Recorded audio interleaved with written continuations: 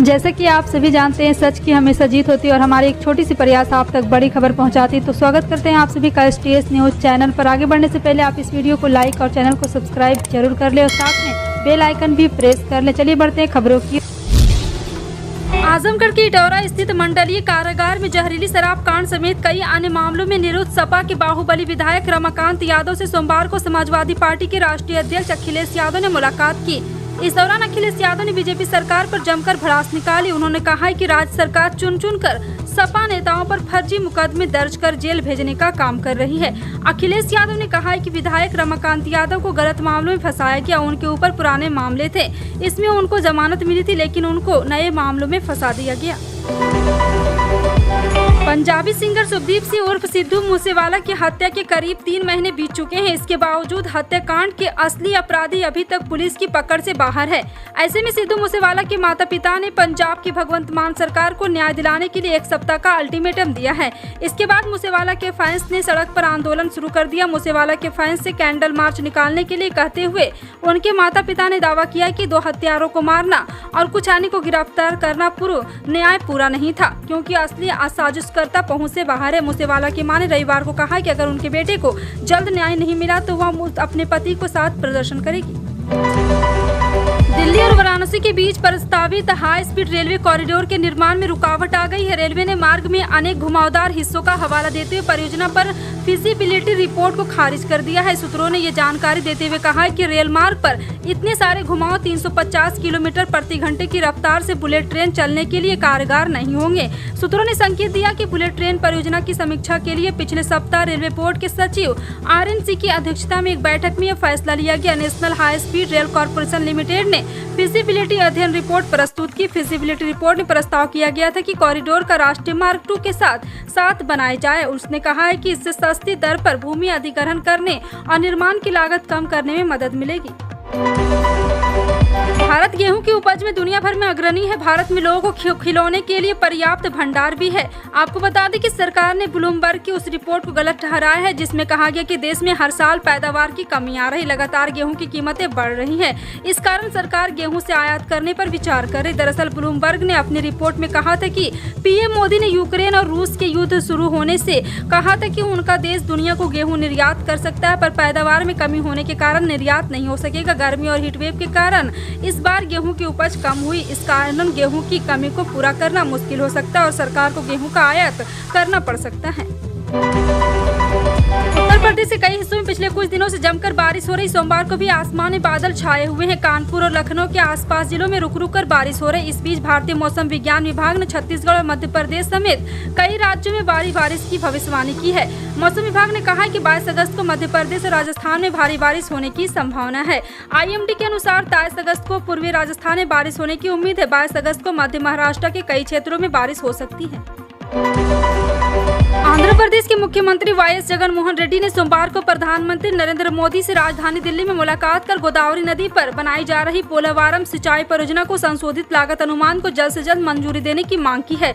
इसके अलावा आंध्र के CM के अन्य कई परियोजनाओं को लेकर भी प्रधानमंत्री से गहन चर्चा की है। प्रधानमंत्री से मुलाकात के बाद मुख्यमंत्री ने राष्ट्रपति द्रौपदी मुर्मू शिष्टाचार से मुलाकात की है। और आपको बता दें कि एक बार फिर से अधिकारी सूत्रों की माने तो राजधानी दिल्ली में PM मोदी के साथ अपनी 40 मिनट की लंबी बैठक में आंध्र प्रदेश के मुख्यमंत्री जगनमोहन रेड्डी ने पोलावरम परियोजना पर चर्चा की और संशोधित लागत अनुमान को जल्द से जल्द मंजूरी देने की मांग रखी है। पूर्व केंद्रीय मंत्री और भाजपा के वरिष्ठ नेता शहनवाज हुसैन को सुप्रीम कोर्ट से बड़ी राहत मिली है। समाचार एजेंसी NI के मुताबिक सुप्रीम कोर्ट ने 2018 के कथित दुष्कर्म मामले में शहनवाज हुसैन के खिलाफ FIR दर्ज करने के दिल्ली हाई कोर्ट के आदेश पर रोक लगा दी है। साथ ही हाई कोर्ट के आदेश को चुनौती देने वाली शहनवाज की याचिका पर नोटिस भी जारी किया गया है। न्यायमूर्ति यूलू ललित और न्यायमूर्ति S रविंद्र भट्ट और न्यायमूर्ति सुधांशु धूलिया की पीठ ने मामले के संबंध में दिल्ली हाई कोर्ट के समक्ष आगे की कार्रवाई और शहनवाज हुसैन के खिलाफ प्राथमिकी दर्ज करने के दिल्ली उच्च न्यायालय के आदेश पर भी रोक लगा था। भारत में कोरोना वायरस के मामलों में लगातार कमी देखने को मिल रही है और आपको बता दें कि स्वास्थ्य मंत्रालय की ओर से जारी आंकड़ों के मुताबिक पिछले 24 घंटे में देश में कोरोना वायरस के 9,531 नए मामले मिले हैं। इससे पहले रविवार को 11,539 नए मामले सामने आए। स्वास्थ्य मंत्रालय की ओर से जारी आंकड़ों के मुताबिक अब एक्टिव केसों की संख्या भी कमी हो रही है। इस समय देश में कुल एक्टिव केस 97,648 है। केंद्र सरकार द्वारा गठित न्यूनतम समर्थन मूल्य समिति की पहली बैठक आज होगी और आपको बता दें कि इसके लिए सभी सदस्यों को आमंत्रित किया जा चुका है। केंद्र सरकार ने फसलों के मूल्य को लेकर किसान संगठनों की आपत्तियों के मद्देनजर समिति का गठन किया है, लेकिन किसान संगठनों ने प्रतिनिधियों ने इसमें शामिल होने से इनकार किया है। बता दें कि एमएसपी समिति की बैठक के बीच किसान संगठनों ने नई दिल्ली जंतर मंतर पर महापंचायत बुलाई है और जानकारी के अनुसार केंद्र सरकार द्वारा गठित न्यूनतम समर्थन मूल्य समिति की पहली बैठक राष्ट्रीय राजधानी कृषि विज्ञान परिसर में होगी। इस पहली बैठक में सदस्यों का परिचय दिया जाएगा। कांग्रेस के पूर्व अध्यक्ष राहुल गांधी ने पार्टी की प्रस्तावित भारत जोड़ो यात्रा को लेकर सोमवार को सिविल सोसाइटी के कई प्रमुख लोगों के साथ बैठक की। राहुल गांधी के साथ बैठक में स्वराज इंडिया के योगेंद्र यादव और कई अन्य सामाजिक एवं गैर सरकारी संगठनों के लोग शामिल हुए। इस दौरान राहुल गांधी ने कहा कि भीड़ हो न हो, कोई आए न आए, मैं भारत जोड़ो यात्रा पूरी करूंगा। कांग्रेस के पूर्व अध्यक्ष राहुल गांधी ने सोमवार को सिविल सोसाइटी के प्रमुख लोगों के साथ बैठक के दौरान ये भी कहा, मुझे सीखना है, ये मेरे लिए निजी तपस्या है। हम जनहित के सभी मुद्दे पर आपके साथ हमेशा रहेंगे। मैं कॉर्पोरेट के खिलाफ नहीं हूँ, मैं मोनोपोली के खिलाफ हूँ, क्योंकि इससे लोगों को कुचला जाता है। सिविल सोसाइटी के लोग भी यात्रा में शामिल होंगे।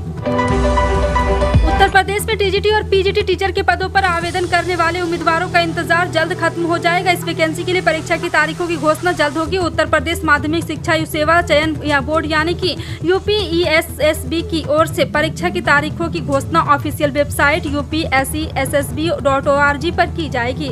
ऐसे में उम्मीदवारों को सलाह दी जाती है कि वेबसाइट पर नजर बनाए रखें। परीक्षा के लिए एडमिट कार्ड भी ऑनलाइन जारी होंगे।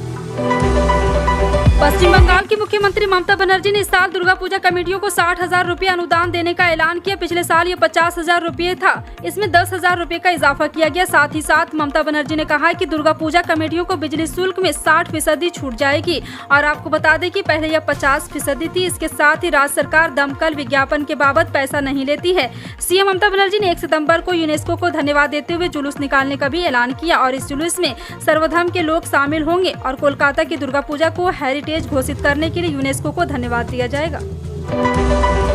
पंजाब की लुधियाना फिरोजपुर सेक्शन पर चलने वाली कुल 11 ट्रैकों में फेरबदल किया जा रहा है। इस रूट की 2 जोड़ी ट्रेन रद्द की गई है। इसके अलावा 4 ट्रेनों का मार्ग परिवर्तित किया गया है। वहीं 2 ट्रेन को रोककर चलाया जाएगा और 3 ट्रेनों का समय बदला गया है। उत्तर रेलवे अधिकारी के मुताबिक फिरोजपुर मंडल के यहाँ पे अलग से किया गया है और 25 अगस्त को ट्रेन संख्या लुधियाना फिरोजपुर लुधियाना स्पेशल ट्रेन भी रद्द रहेगी। और आपको बता दें 24 अगस्त को यात्रा प्रारंभ करने वाली 11,058 अमृतसर छत्रपति शिवाजी टर्मिनल एक्सप्रेस को अम्बाला मंडल पर 40 मिनट रोककर चलाया जाएगा। वहीं 24 अगस्त को यात्रा प्रारंभ करने वाली 04547 अम्बाला बंठिंटा स्पेशल को अम्बाला से 2.40 मिनट देरी से चलाया जाएगा।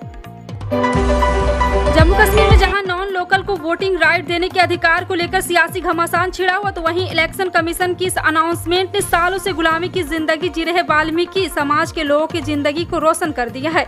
धारा 370 होने के कारण जम्मू कश्मीर में रह रहे वाल्मीकि समाज और वेस्ट पाकिस्तान रिफ्यूजी सालों से गुलामी की जिंदगी जी रहे थे, लेकिन इलेक्शन कमीशन द्वारा वोटिंग लिस्ट बनाने की शुरुआत के बाद अब इन्हीं पहली बार जम्मू कश्मीर में वोट देने का अधिकार मिलने जा रहा है। जम्मू कश्मीर की बात करें तो यहाँ भी करीब 10,000 से ज्यादा वाल्मीकि समाज के लोग रहते हैं।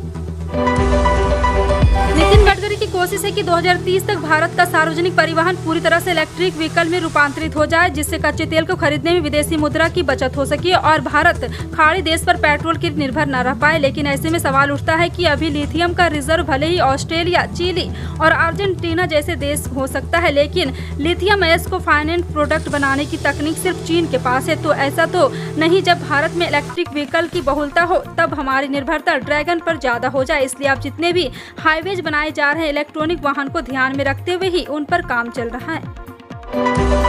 राजस्थान सरकार ने मवेशियों में गांठदार चर्म रोग लंपी को देखते हुए इससे बचाव के टीके व दवाएं खरीदने के लिए 30 करोड़ रुपए मंजूर किया है। राजस्थान में इस करामाक रोग के अब तक 25,000 से अधिक मवेशियों की मौत हो चुकी है। एक सरकारी बयान में इसकी जानकारी दी गई।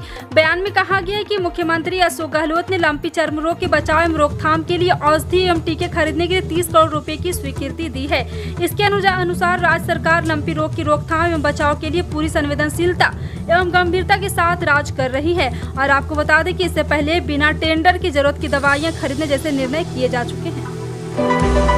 जैसे जैसे गुजरात विधानसभा चुनाव नजदीक आ रहे हैं, आम आदमी पार्टी राज्य में सक्रिय होती जा रही है। आज दिल्ली के मुख्यमंत्री अरविंद केजरीवाल और उप मुख्यमंत्री मनीष सिसोदिया गुजरात के दौरे पर हैं। गुजरात आए सीएम अरविंद केजरीवाल ने गुजरात के लोगों से कई बड़े वादे किए। सीएम अरविंद केजरीवाल ने गुजरात के लोगों को शिक्षा और स्वास्थ्य की गारंटी दी है। उन्होंने कहा कि अगर गुजरात में आम आदमी पार्टी की सरकार आती है तो दिल्ली की तरह आपके परिवार भी मुफ्त में स्वास्थ्य और शिक्षा ले पाएंगे। और सीएम अरविंद केजरीवाल ने किए 5 भी वादे। हर नागरिक के लिए मुफ्त और बेहतरीन इलाज की सुविधा, सभी दवाएं, परीक्षण और ऑपरेशन मुफ्त, हर गांव और वार्ड में मोहल्ला क्लिनिक, हर सरकारी अस्पताल को अपग्रेड किया जाएगा, नए सरकारी अस्पताल खुलेंगे, पूरे गुजरात में सड़क दुर्घटना के सभी मरीजों को मुफ्त इलाज होगा। इस तरह की 5 योजनाएं भी लागू करने का संकल्प लिया है। फिलहाल आपका इन सभी खबरों पर क्या कहना है, कमेंट सेक्शन में टाइप करके जरूर बताएं। इसी तरह की पल पल की अपडेट जानने के लिए जुड़े रहें आप अपने NTS न्यूज चैनल से। मिलते हैं अगली बड़ी खबर में, तब तक के लिए जय हिंद।